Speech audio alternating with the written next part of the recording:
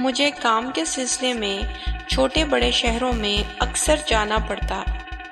میں دفتری کام سے فارغ ہو کر رات کو سفر کرتا۔ عام طور پر میرے ساتھ ایک ڈرائیور بھی ہوتا۔ ہم لمبے سفر میں باریاں بدل کر گاڑی چلاتے۔ ہم عام طور پر راستے میں رات کے وقت کہیں نہیں رکتے تھے۔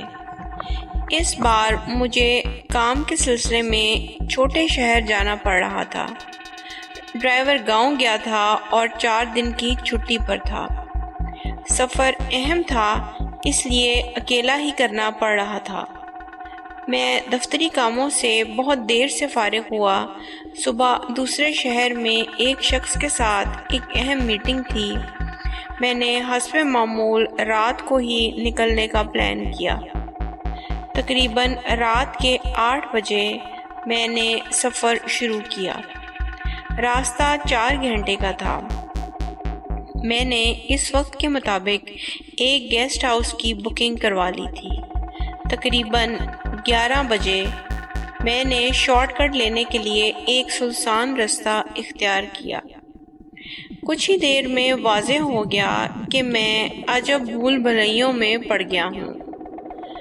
پچھلے 1 گھنٹے سے تقریباً گھوم گھوم کر ایک ہی سڑک پر نکل رہا تھا۔ وجہ سمجھ نہیں آ رہی تھی۔ میں نے ایک طرف گاڑی کھڑی کی اور گاڑی سے اترا۔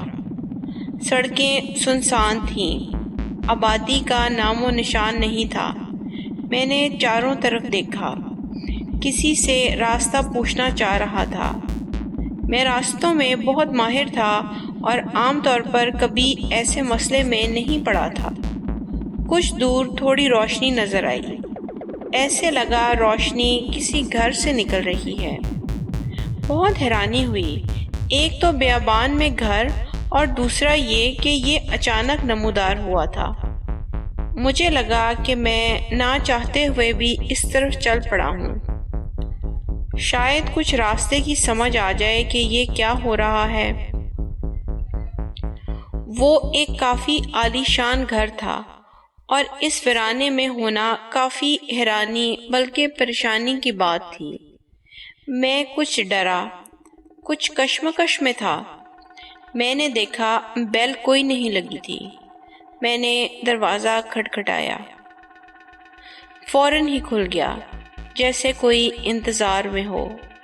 ایک ادھیڑ عمر شخص تھا۔ میں کہنا نہیں چاہتا مگر اتنا زرد تھا کہ لگا مرا ہوا ہے۔ مجھے جھرجھری محسوس ہوئی۔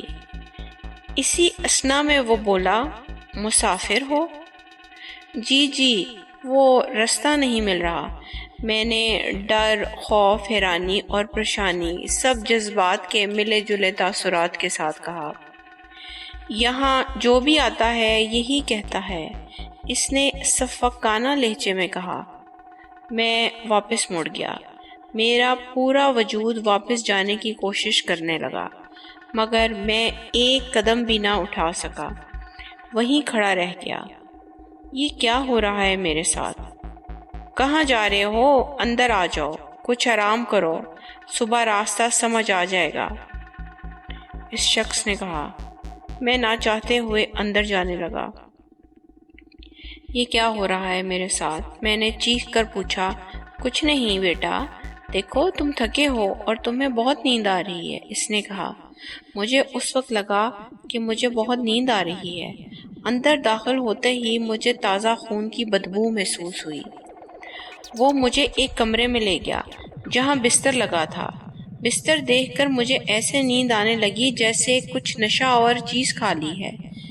مجھے بس یہ یاد ہے کہ میں دڑام سے بستر پر گر گیا۔ خرخر کی بھیانک آوازوں کے ساتھ میری آنکھ کھلی۔ مجھے لگا میں چند منٹ ہی سویا ہوں۔ میں اٹھا، جلدی سے باہر نکلنا چاہ رہا تھا، مجھ سے اٹھا نہیں گیا۔ میں بیٹھ گیا، اپنا فون ڈھونڈا۔ ٹائم دیکھنے کے لیے فون ڈیڈ تھا۔ چارجر گاڑی میں تھا، میرا سفری بیگ بھی گاڑی میں تھا۔ میں نے پھر اٹھنا چاہا، اب کی بار قدم اٹھائے جا رہے تھے۔